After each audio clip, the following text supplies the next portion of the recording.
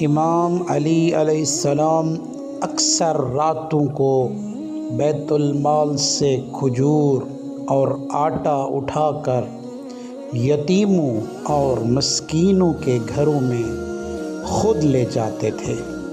ایک مرتبہ ایک بچہ بھوکا رو رہا تھا۔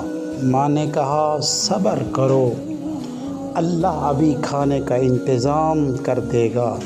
تھوڑی دیر کے بعد دروازہ بجا اور امام علی علیہ السلام خود کھجور اور آٹا لے کر آئے۔ ماں نے کہا، اے اجنبی شخص، خدا تمہیں جزا دے، میرے بچے کو سکون مل گیا۔ امام علی علیہ السلام خاموشی سے واپس چلے گئے، مگر وہ بچہ کبھی نہیں جان سکا کہ یہ خدمت کرنے والی ذات امیر المومنین علی ابن ابی طالب علیہ السلام تھے۔